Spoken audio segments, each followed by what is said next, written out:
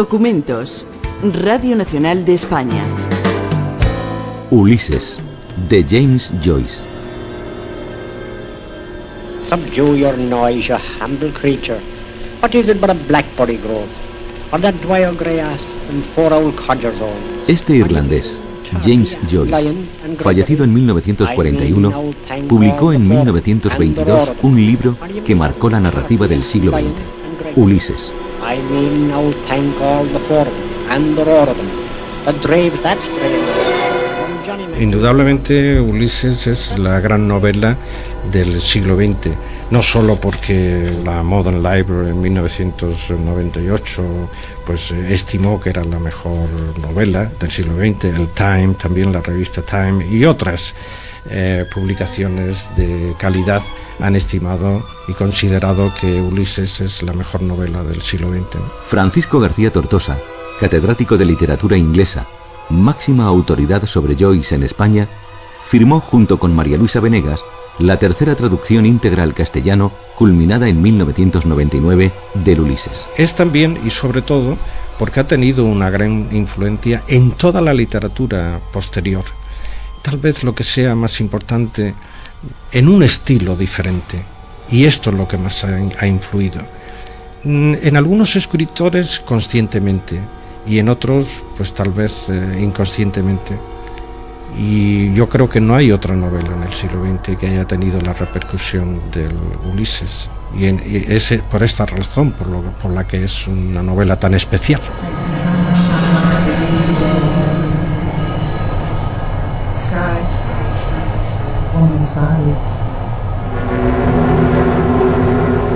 Ha sido fundamental, que en realidad cambia la situación de la literatura, porque desde entonces aparece ya un elemento que es la conciencia del lenguaje en el escritor.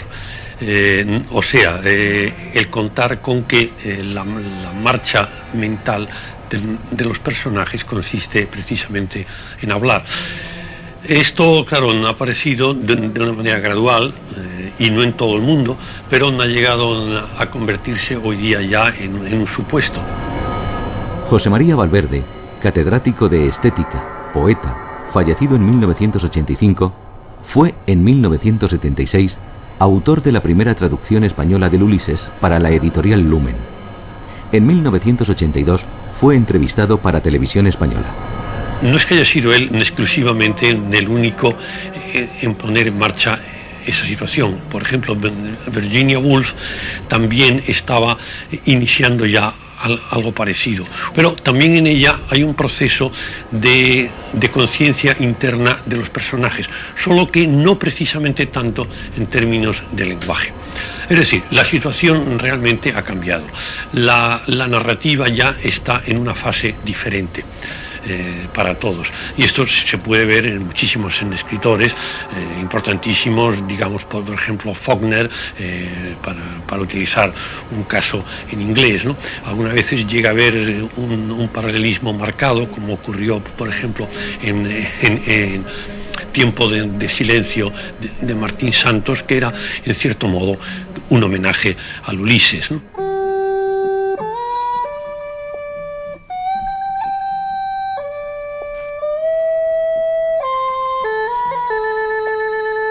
Joyce había nacido en el seno de una familia numerosa, en la capital de la católica Irlanda, Dublín, en 1882. José María Valverde destacaba cómo el haber estudiado en los jesuitas se reflejará en el Ulises hasta el punto de que ese libro sería, para Valverde, la gran contribución involuntaria de la Compañía de Jesús a la literatura universal. Sí, en muchos aspectos. Uno de ellos es un aspecto meramente temático, y es que todo está lleno de liturgia en latín, de referencias a los ejercicios espirituales y demás cosas, ¿no? Cosas que hoy día un católico generalmente no entiende, porque ha cambiado el sistema y las formas.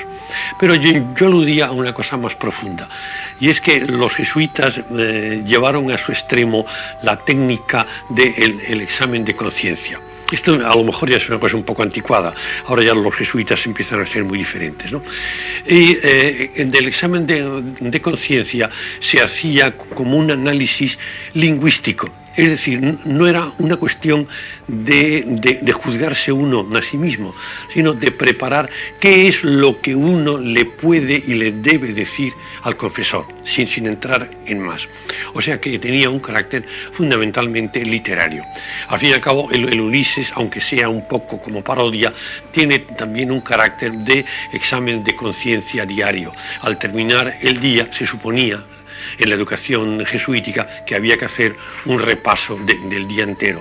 Y esto es, en el fondo, lo que hace Ulises, es decir, el repaso de una jornada. García Tortosa señala una jornada de la vida de Joyce decisiva para el Ulises. Pues en relación con Ulises, lo más importante sería el 16 de junio de 1904, que es el día en el que Joyce conoce a la que habría de ser su mujer, Nora Barnacle. Eso tiene una gran importancia para Ulises, puesto que Molly Bloom, que en realidad es como un alter ego de Nora Barnacle, es la protagonista de Ulises. Y también ese día tiene una gran importancia porque constituye el Bloomsday, es decir, el día del renacimiento, el día del descubrimiento, que es lo que representa Ulises. Algunos otros aspectos de Ulises, pues que puedan aclararse en la biografía de Joyce, entonces nos tendríamos que desplazar a Zúrich, a Trieste y a Pola, que es donde él se desplazó desde Dublín y donde convivió con Nora y trabajó en la Berlitz School o en la Academia Berlitz, que tan importante era a finales del siglo XIX y principios del siglo XX.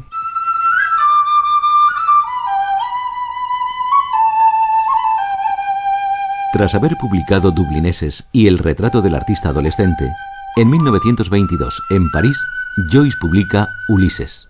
José María Valverde.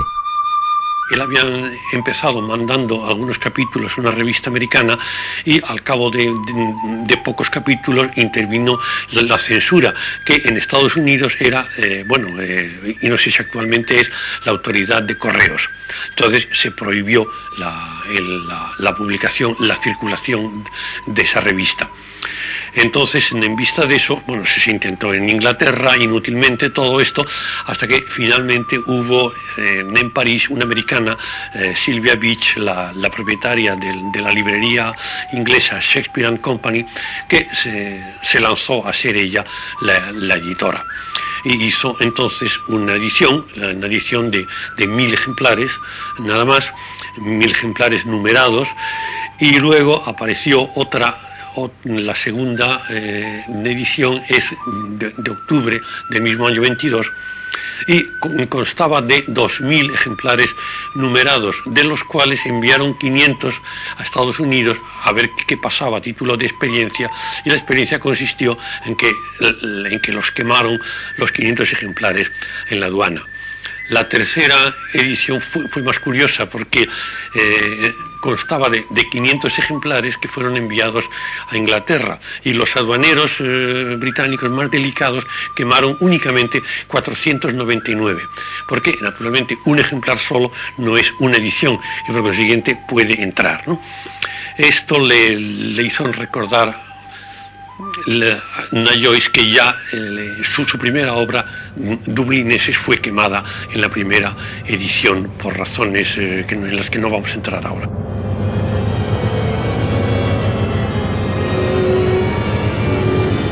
¿Qué es, para García Tortosa, su traductor y mayor especialista en España, el Ulises?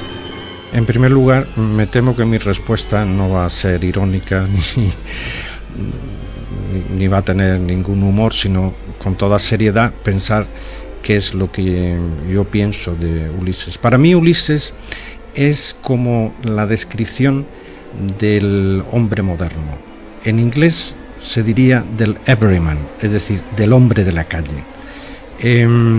Lo mismo que Ulises o Odiseo, el Odiseo homérico, representaba en la antigüedad el héroe por antonomasia, pero también por extensión el hombre en general helénico, pues para mí Bloom, que es el protagonista de Ulises, que es de alguna manera el Odiseo del siglo XX, representa el hombre común. Y toda la dificultad que tiene Ulises estriba precisamente en que es una obra realista, tan realista que normalmente yo digo que es hiperrealista. Esa es su dificultad, porque el hombre de la calle que nos describe en la persona de Bloom nos lo describe por fuera, por dentro y en todas las posibles circunstancias en las que el hombre del siglo XX o del siglo XXI, para el caso sería igual, se pueda encontrar.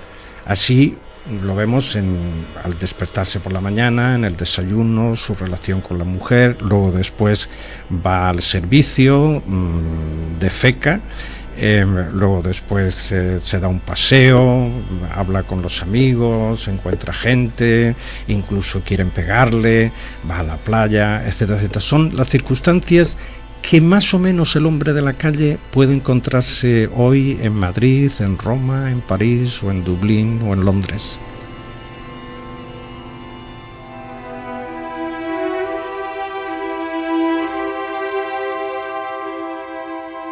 Dos libros, recientes y complementarios, reflejan la entrada de la obra de Joyce en España. La Universidad de A Coruña publicó en 1994 el primer volumen del estudio Joyce en España, coordinado por los profesores Francisco García Tortosa y Antonio Raúl de Toro Santos.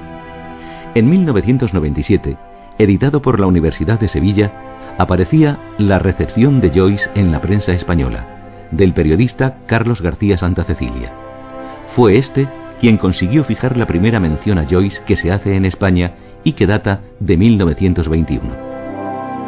Lo primero que se publica es en una revista que se llama La Pluma, que dirigía Azaña y su cuñado Rivas Cherif.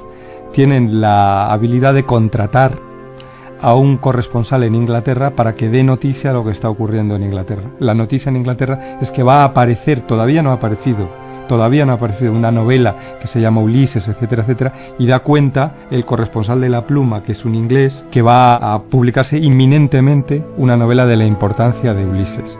Entonces, los lectores españoles tienen noticia de Ulises antes de su aparición. El hombre que más contribuye a dar a conocer el nombre de Joyce entre los lectores peninsulares pertenece al grupo de Ortega. Antonio Marichalar, que es un personaje fundamental en la llegada de Joyce a España. El grupo de Ortega, aunque no nos lo parezca muchas veces, estaba bastante bien organizado, donde cada cual tenía un poco su lugar, su área y su razón de ser. Entonces, dentro del grupo de Ortega había una persona que se dedicaba a la literatura inglesa, a la literatura de habla inglesa, no solo inglesa y americana. Este hombre era Antonio Marichalar, que le podemos decir a nuestros oyentes que era tío abuelo del actual duque de Lugo, ¿no? Su misión era estar al día de todo lo nuevo y de todo lo que pudiera ocurrir que interesara a los lectores, sobre todo de revistas de Occidente. Antonio Marichalar ya tiene idea y ya da alguna cosa en los lunes del Imparcial anterior a la revista de Occidente.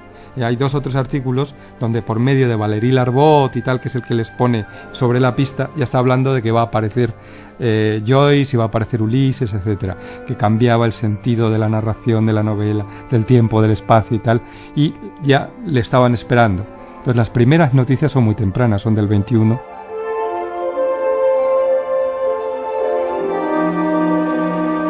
En noviembre de 1924 aparece en Revista de Occidente un brillante artículo de 26 páginas de Marichalar, James Joyce en su laberinto, acompañado de una ilustración sobre el autor. Se publica la primera ilustración de Joyce en la prensa española, donde aparece con una barba, es una fotografía muy conocida y sobre todo son muchas páginas. Ahí Antonio Marichalar, digamos que se explaya y cuenta con lo que se sabe entonces, lo que está ocurriendo en este mundo de Joyce. Al año siguiente, 1925, Ortega, director de la revista, en una de sus obras fundamentales, la deshumanización del arte, cita a Joyce.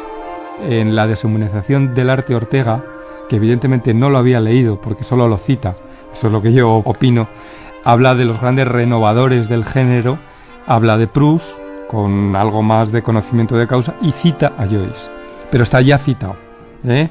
Entonces estas son las primeras noticias en torno a este grupo de la Revista de Occidente y anteriores a la Guerra Civil.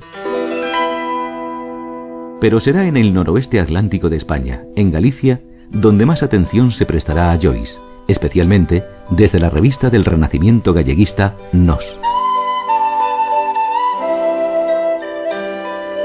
Quienes van a dar más realce a Joyce en España no es este grupo de Ortega. Quienes sí le van a utilizar como bandera son sobre todo los gallegos, porque para los gallegos cumple muchas características. Es un renovador del género y sobre todo pertenece a una nacionalidad dentro de una nación muy diferenciada, y tiene esa vertiente atlántica, celta, y esa unión que los gallegos del grupo de Vicente Risco, de Nos y tal, querían hacer entre los normandos, los irlandeses y los gallegos para diferenciarse de sus propios países, de Inglaterra, de Francia y de España.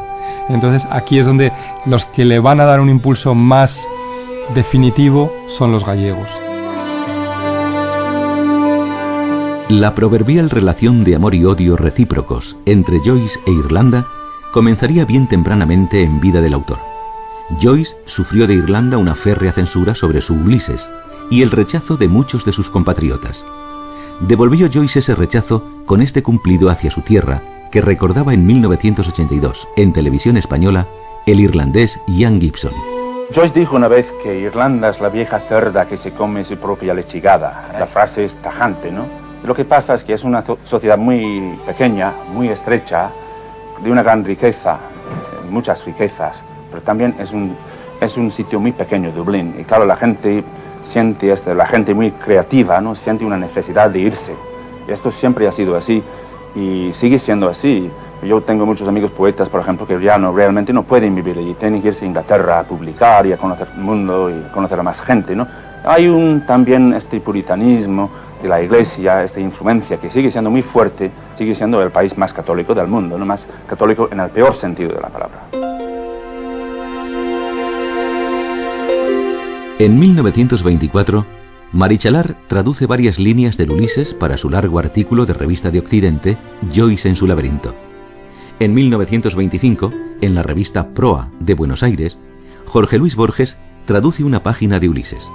Pero será un gallego, el polígrafo Ramón Otero Pedrallo, fundador con Vicente Risco de la publicación Nos, el primero en traducir para esa revista amplios párrafos de varias páginas del Ulises a una lengua peninsular. Los galleguistas acogerán a Joyce. Antonio Raúl de Toro, profesor en la Facultad de Filología y director del Instituto Universitario de Estudios Irlandeses de la Universidad de A Coruña y coeditor de Joyce en España, lo explica.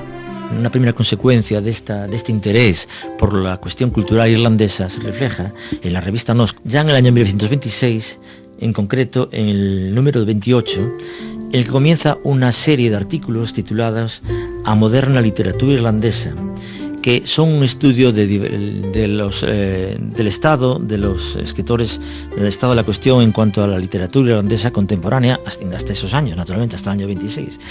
Y ahí se pasa pues, en revista a escritores como Yeats, como Lady Gregory, y naturalmente aparece también James Stephens y aparece naturalmente James Joyce al final.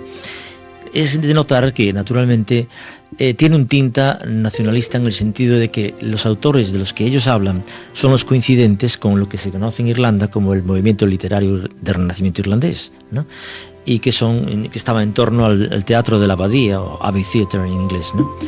Bien, en el caso de Otero Pedrallo, después de aparecer esos artículos, digamos, de carácter informativo general en la revista, se publica también en el número 32 de ese año 1926, la traducción de amplios fragmentos de Ulises en gallego. Y como dice el autor, postos en galego do texto inglés. Es decir, que para que si alguien lo dudara, Otero Pedrayo los tradujo directamente del inglés y no a través de otra fuente, como en alguna ocasión alguna persona puede haber sugerido, por la sencilla razón de que, entre otras cosas, yo he tenido el texto en mis manos y es de esos libros antiguos en que estaban las páginas cerradas y simplemente estaban abiertas las partes traducidas. Eso no quiere decir que Otero Pedrayo se valiese también de algunas versiones francesas, por ejemplo, ¿no? Pues es muy plausible, pero en cualquier caso lo que sí se puede decir es que la versión inglesa él la tenía, que es concretamente la edición del Ulises del año 1925, publicada en París, y que Otero Pedrayo tenía en su casa. Y como digo, tenía las páginas abiertas, las páginas que correspondían precisamente a esa traducción. Otro acontecimiento importante será la traducción por Dámaso Alonso en 1926 de El retrato del artista adolescente, que él tituló El artista adolescente, retrato. Antes de la guerra, Dámaso Alonso hizo la traducción del retrato, y esa traducción sí que llega un poco, pero el retrato, digamos que tiene esa faceta católica y admisible para un cierto tipo de público, pero Ulises no. A pesar de eso, Dámaso Alonso tomó precauciones. Él no quería que su nombre y su prestigio, y sobre todo que su madre supiera que su apellido estaba unido a este tipo de experimentos anticatólicos, ¿no? Entonces oculta el nombre de forma muy leve, porque todo el mundo sabe que es él. Esa traducción es curiosísimo porque es una traducción magnífica. Podemos decir que está hecha por un auténtico escritor. Pero una cosa es traducir una palabra y otra cosa es trasvasar un caudal de una cultura a otra, que es una cosa muy diferente. Y se produjo durante aproximadamente a raíz de la estancia de Dámaso Alonso como profesor en la Universidad de Oxford. Y en segundo lugar, Dámaso había publicado esta obra de Joyce bajo el seudónimo de Alfonso Donado, porque su madre al parecer era muy religiosa y no quería que por nada el mundo se enterara ella de que su hijo era el autor de semejante obra, que venía precedida de mala fama, dicho sea de paso.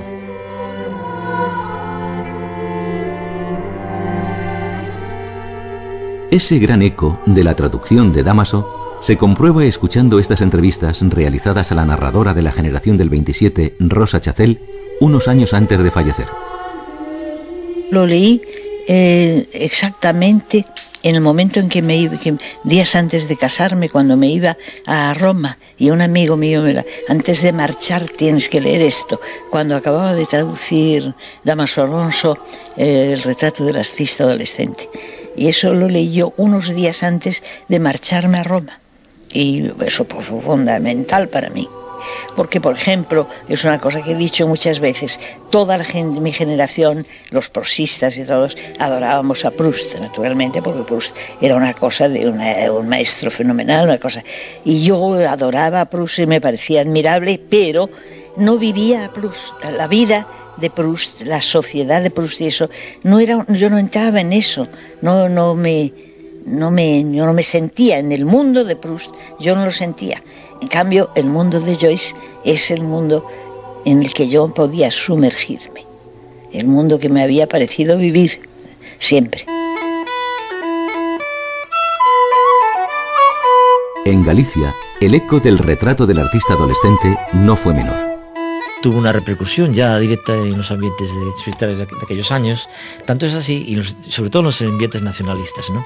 Tanto es así que Vicente Risco pues escribe Dédalus en Compostela, y que no se trata más que de una ficcionalización, vamos a decirlo así, de un héroe joyciano, que por cierto es la primera vez que se produce también en toda Europa, de un encuentro imaginario entre el personaje Stephen Dedalus, que como sabemos es un trasunto, no vamos a decir que es el propio Joyce, pero un trasunto del propio autor, y el autor Vicente Risco, que se encuentran delante de una librería en Santiago de Compostela, y mirando el escaparate encuentran precisamente ese libro, El retrato del artista adolescente. Y eso le da pie al autor para divagar sobre una serie de temas a lo largo de las calles de Santiago de Compostela. Este escrito, publicado en la revista Nos, creo que en el año 26 también, pues es muy interesante porque conversan sobre todo tipo de cosas, ¿no? Sobre la raza, la nación, religión, filosofía, literatura, etcétera. Y es una, digamos, es una consecuencia lógica de la línea que ideológicamente había seguido tanto Vicente Risco como los seguidores en Galicia digamos, el movimiento atlantista, que miraban hacia las tierras del norte como paradigma.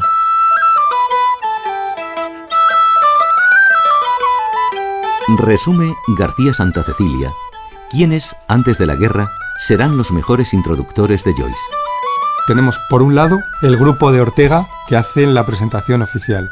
Por otro lado, el grupo de los gallegos y en tercer lugar las vanguardias. Las vanguardias huelen que esto de Joyce, esta manera de escribir, este monólogo donde hay 50 y tantas páginas sin puntuación y tal, eso es una renovación literaria. Entonces, desde los canarios de Gaceta de Arte, pasando por los catalanes de Élix, pasando por los surrealistas, entre comillas, de Jiménez Caballero, todos abordan de alguna manera a Joyce. Este es el primer batiburrillo, que es el primer encontronazo de Joyce con España y de España con Joyce. En la España de la preguerra, no solo se leerán alabanzas a Joyce. Revista de Occidente publicará en 1933 un famoso artículo de Jung sobre el Ulises, que el psicoanalista suizo leyó con evidente desagrado. Calificándolo de pétreo inframundo que refleja el inconsciente colectivo de la psique moderna, Jung ve el Ulises como una mera conciencia perceptiva, un simple ojo, una oreja, una nariz, una boca, un nervio táctil, expuesto sin freno ni selección a la catadura turbulenta, caótica, disparatada de los hechos físicos y psíquicos que registra casi fotográficamente. Se comenta, y está en la biografía de Joyce, que cuando Joyce leyó el artículo de Jung hizo el siguiente comentario. Dijo, en estos casos yo lo que acostumbro a decir es que es mejor cambiar de bebida. O sea, es que eso es lo que le contestó a Jung, ¿no?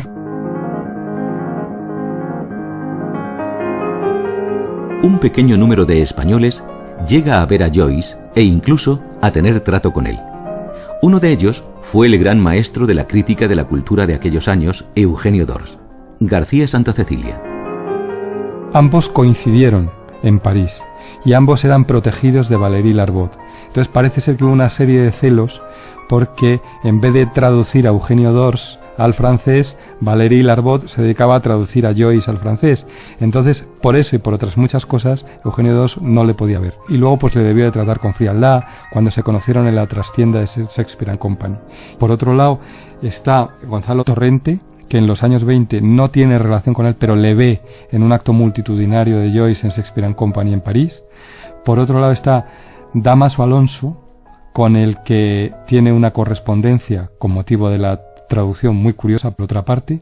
Y por otro lado está Antonio Marichalar, que le debió de conocer antes de la guerra, pero de forma muy esporádica, pero la única persona que digamos que le entrevista con alguna seriedad es Masoliver, que se le encuentra, yo creo que es en Alemania, y luego le vuelve a ver un par de veces y tal, y hace un par de entrevistas.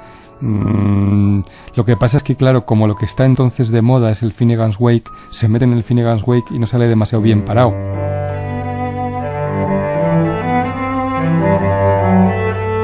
El ensayista y crítico literario Juan Ramón Masoliver, fallecido en Barcelona en 1997, habría tenido ocasión de oír al propio Joyce leyendo el capítulo 8 de Finnegan's Wake, Analibia Plurabella, en la trastienda de la librería Shakespeare and Company en París, comenzando los años 30.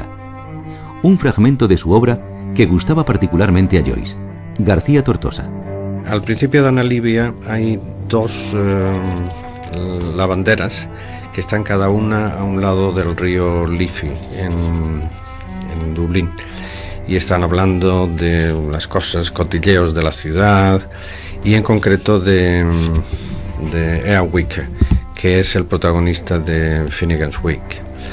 Pues al final del capítulo, las lavanderas está cada una a una orilla del río, como decía antes, pero como se ha ensanchado el río, apenas si se oye una a la otra de los cotilleos de los que han estado hablando a lo largo del capítulo.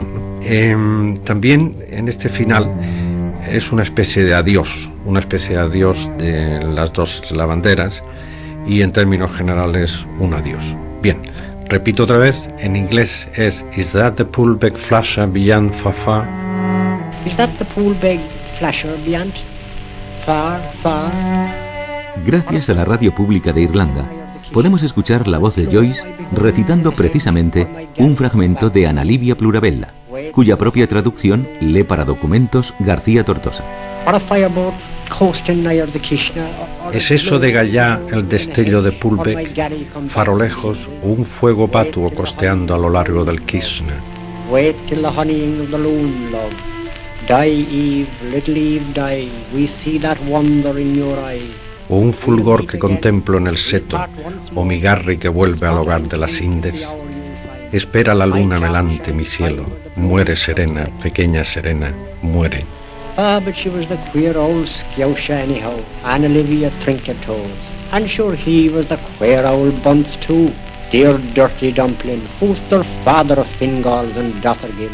Era esa extraña, entrañable rapaza, Ana Livia Piesa Pelusca, y seguro que también él era un galopo buitrón, quisto inquino, dubudín, padrenco de figinatos y dotes chirlas. Yaya y Yayo, todos somos yararás. He married his markets cheap by foul, I know, like any Etrurian Catholic heathen, in their pinky, lemony, creamy burnies and their Turkish Indian moles. But at milked mass, who was the spouse?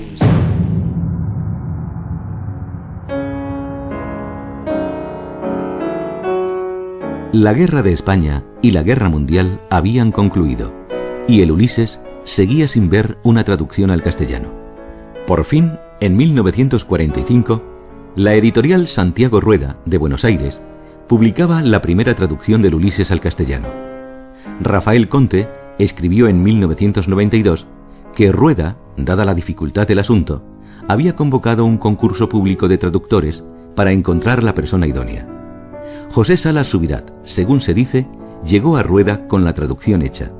Se había dedicado a ella durante años, de manera gratuita y por su propio placer. García Tortosa. Es además un personaje un tanto misterioso porque se sabe muy poco de él. Y yo invito desde aquí a alguien a que se dedique un poco a conocer quién era este personaje, por qué hizo la traducción, dónde aprendió inglés, de dónde le vino su afición por Joyce, etcétera, etcétera.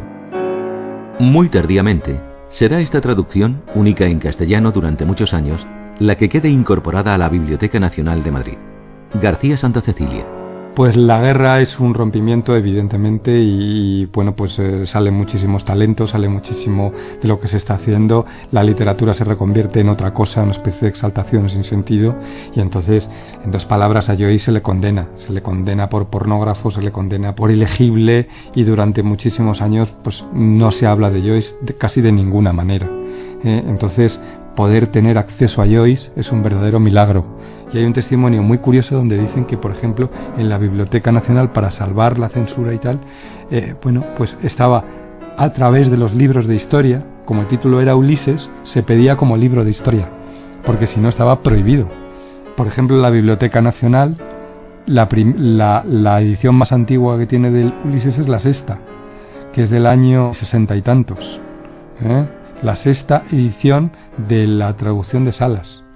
Eso nos da idea de que durante todo ese tiempo oficialmente no existía. Una editorial ofrece a Dámaso Alonso hacer la traducción de Ulises.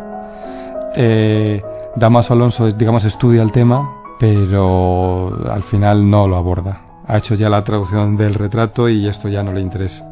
Hizo la traducción del retrato en el año 26, después de viajar a Inglaterra, cuando tenía el inglés muy reciente. Y después del 27, la generación del 27 ya está en marcha y Dámaso Alonso va por otros derroteros completamente diferentes, ¿no? Y tampoco le interesa ya Joyce, ¿eh? Después de la guerra, digamos, los principales interesados, Dámaso Alonso, como vemos. Por otro lado, Marichalar prácticamente reniega de Joyce en un artículo que escribe, donde dice que bueno, que ya eso ya no le interesa, que son experimentos literarios que no tienen sentido y tal, y vuelve a una especie de españolismo del siglo XVII o XVI y hacer otro tipo de estudios históricos que nada tiene que ver con lo que estaba haciendo antes de la guerra, y poco a poco, bueno, Vicente Risco y los gallegos o están en el exilio o están en el franquismo, no hay interés ninguno, y las escasas excepciones pues son gente que cita de oídas a Joyce.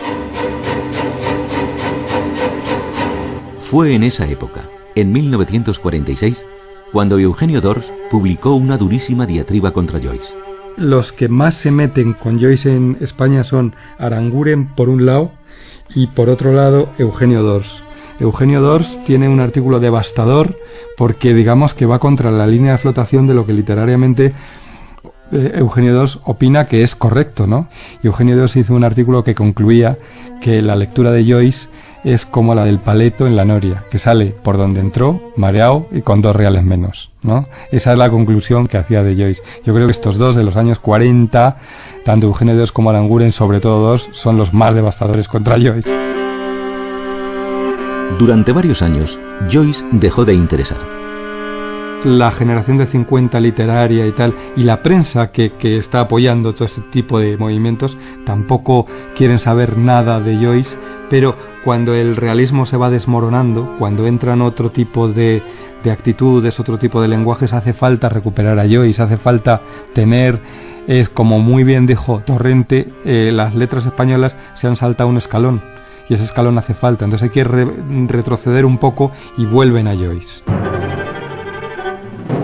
Durante años, quienes querían leer el Ulises en España, o conseguían la edición de Rueda, o tenían que enfrentarse al original en inglés, lo que estaba al alcance de pocos, o acceder a una traducción comúnmente al francés. En ocasiones, un mismo ejemplar pasaba por varias manos. Así, leyó el Ulises el escritor Martín Santos, el autor de Tiempo de Silencio. Tanto Benet como Luis Martín Santos, que es el gran joyciano en España, yo creo, de estos años, leen físicamente el mismo libro, que era de un hermano de Benet, porque era muy difícil de conseguir, entre otras cosas. Había que ir a comprarlo a París, no se podía encontrar ni en Estados Unidos ni en Inglaterra, porque seguía siendo un libro prohibido. Tiene todo ese halo, pero ellos acceden al texto en inglés, acceden a la traducción argentina que con cuentagotas va llegando y poco a poco logran integrar a Joyce. Estamos hablando del año 60 y muchos. Hay unanimidad en que el libro más influenciado por el Ulises de Joyce es Tiempo de Silencio. García Tortosa. Tiempo de Silencio, concretamente, en lo que influye en esta novela, que claramente es la novela española donde más se ve la huella del Ulises y de Joyce, en primer lugar, es por el monólogo interior. El monólogo interior se usa de tal manera en Tiempo de Silencio que se ve que es un monólogo interior, porque el monólogo interior tampoco lo inventó Joyce, es mucho más antiguo que Joyce. Y hay monólogo interior, por ejemplo, en la novela del siglo XVIII, Tristan Shandy, de Lawrence Stern. Pero el tipo de monólogo interior que se utiliza en Ulises está presente en Tiempo de Silencio. Eso por una parte. Por otra parte, también en el tipo de personajes que aparecen en Tiempo de Silencio y la manera como se describen esos personajes en Tiempo de Silencio. Es verdad que Tiempo de Silencio se centra principalmente en personajes más o menos marginados, mientras que Ulises los personajes de Ulises no son personajes marginados, son preferentemente de la clase media tal vez baja, pero clase media. Bloom es de la clase media y todos los personajes que rodean a Bloom. Y Tiempo de Silencio, aunque digo que los personajes, la extracción social de los personajes no es igual que la de Ulises, sí su tratamiento. Es decir, la relación entre ellos es parecida a la relación que existe entre los personajes del Ulises. Luego también Martín Santos intenta describir si no la totalidad de Madrid, un aspecto o unos ambientes de Madrid. Y es lo mismo que hace Joyce en Ulises, aunque Joyce va más lejos que Martín Santos, y Joyce lo que pretende es una descripción total del Dublín de 1904. El agotamiento del realismo había llevado a no pocos escritores españoles hasta Joyce. Y a partir del 65, 67 tal, de pronto todo el mundo es joyciano. Y a partir del año 69 o 70 y hasta el 75 se publican casi centenares de libros de Joyce y todo el mundo reconoce que es joyciano. Yo recuerdo que Terence Moix ganó un premio, me parece que fue Premio Pla. Entonces le entrevistan y dicen que él lo que quiere hacer en literatura es seguir la estela de Joyce. Luego pues se ha visto que su camino era muy diferente, pero esto nos da idea de la tremenda moda, todo este tipo de estudios literarios estructuralistas, todo este tipo de revistas, todo este tipo de tal.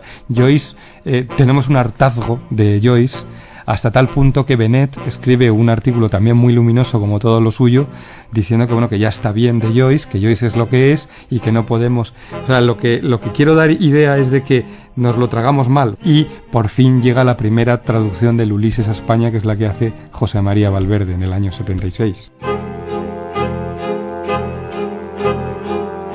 Una traducción siempre es un fracaso, y en este caso mucho más. José María Valverde. El único punto verdaderamente duro ha sido un punto completamente trivial, y es los juegos de palabras.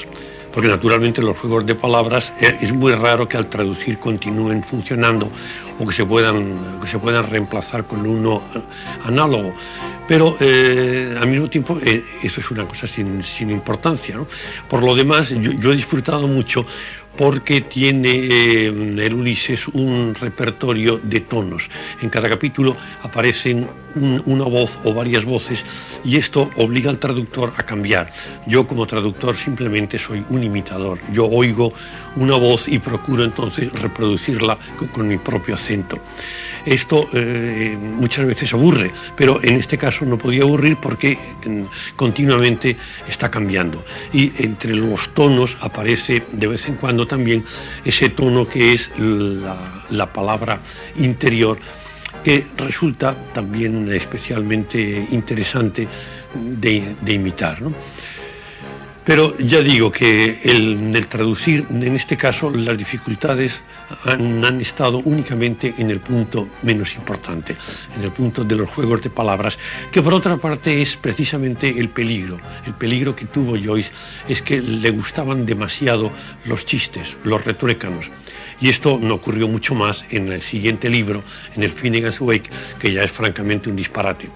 Es un disparate necesario que hacía falta cometer, que hacía falta hacer, ¿no?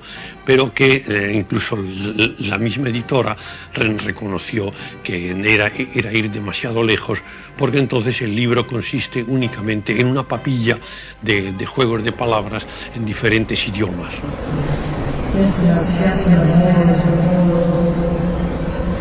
Sunshine is rising.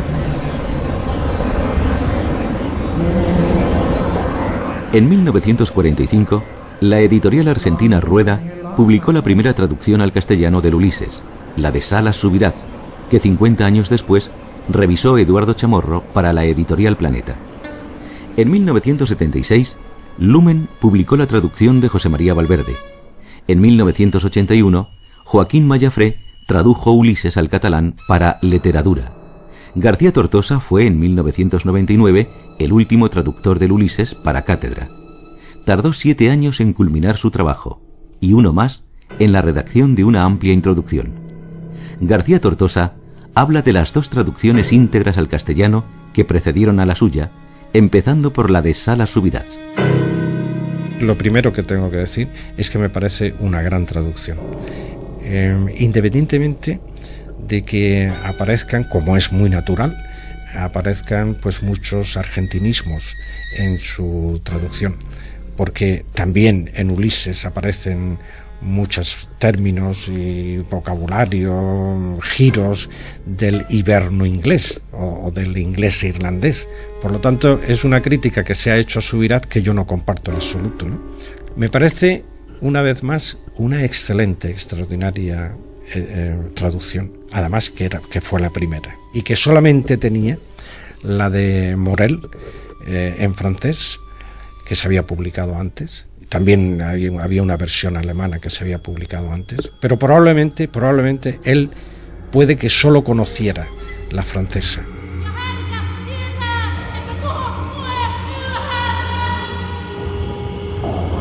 El defecto en Subirats no se puede, de su falta de conocimiento de la obra de Joyce, no se puede aplicar a Valverde. Él conocía bastante bien la obra de Joyce y había estudiado la crítica sobre Joyce y se nota claramente en su traducción. Luego, además, y él lo confesaba, y una vez hablando conmigo pues lo confesó, que cuando hizo la traducción él tenía delante la versión francesa, la versión alemana y la italiana, ¿no? Y eso pues también se nota porque comete menos errores que comete Subirats. A errores me refiero a errores de entender el original, o como dicen los traductólogos, de la lengua de partida, ¿no?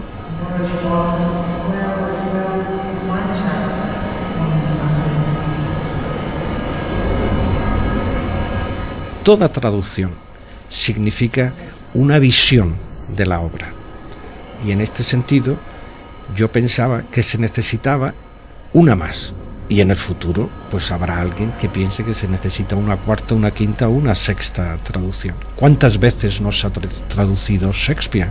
Si uno traduce es porque quiere dejar su visión de la novela, dejar su huella en la interpretación que uno tiene de la novela. Yo antes de traducir Ulises pasé aproximadamente 20 años estudiando la obra de Joyce y publiqué pues artículos, di conferencias sobre Joyce, Ulises y demás, e incluso la traducción de Finnegans Wake fue anterior a la de Ulises. Es decir, después de más de 20 años de dedicarme casi exclusivamente a Joyce, pensé que la mejor manera de sintetizar mi conocimiento de Joyce no era escribir un voluminoso libro de crítica sobre Joyce, sino traducir a Joyce, traducir Ulises. Y esta es la razón principal. No porque, insisto una vez más, no porque las anteriores fueran malas, todas tienen sus virtudes, sino porque en toda traducción hay una visión personal de esa obra.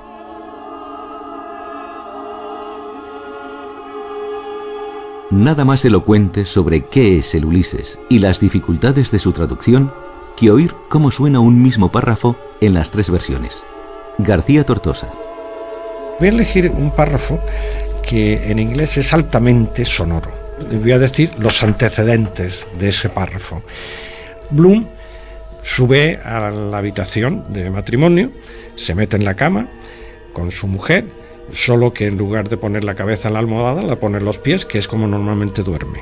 Y cuando entra en la cama, besa las nalgas de su mujer. Y se describe en 3 líneas. Voy a empezar con la de Subirats. Dice: besó los redondeados, sazonados, amelonados cachetes de sus nalgas, deteniéndose en cada redondeado, melonoso hemisferio, en su blanco surco profundo, con una oscura, prolongada, provocativa, meloneante osculación. Y ahora la de Valverde. Besó los gruesos, blandos, amarillos, aromáticos melones de su trasero, en cada grueso hemisferio melonoso, en su blando amarillo surco, con oscura, prolongada, provocativa, meloaromática osculación. Y finalmente, de la que yo soy responsable. Besó los ambarinos melones orondos, serondos, odorantes serondos de sus nalgas, en cada orondo hemisferio meloso, en el surco serondo ambarino, con un ósculo oscuro, prolongado, provocante, melodorante, meloso.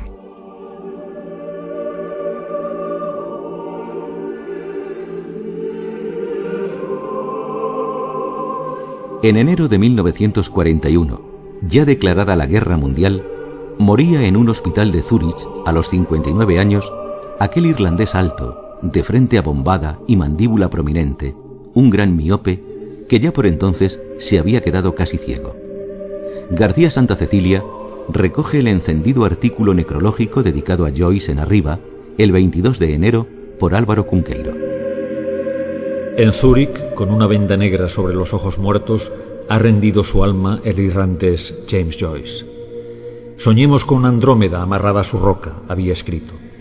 Oyendo la Divina Comedia recitada por voces amigas, Joyce, que con Dante creía que el hombre es el horizonte entre la naturaleza y Dios, y como Dante era un humanista estético, utilicemos la expresión del jesuita Walsh, vivía como el ave y el pez de la escritura, cuyos caminos se ignoran.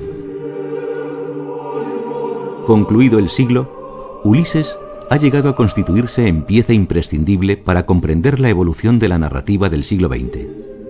Libro de culto, gentes llegadas de todos los lugares del globo recorren, el 16 de junio de cada año, los lugares de Dublín en los que en 1904 transcurre la acción. ¿Por qué 100 años después de aquel 16 de junio de 1904, el Ulises de Joyce sigue vivo?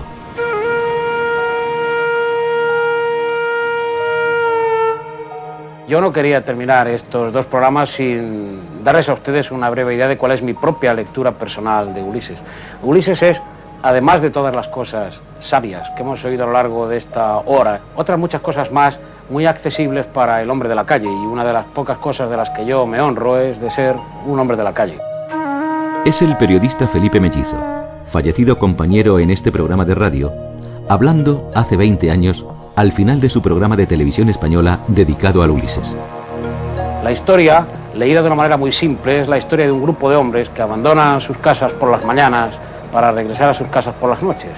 Y ese pequeño drama o esa pequeña tragicomedia es también la nuestra, la mía y la de todos ustedes. Nos levantamos temprano y nos vamos a colocar anuncios en los periódicos, a trabajar en la televisión, a sentarnos en la mesa de un banco.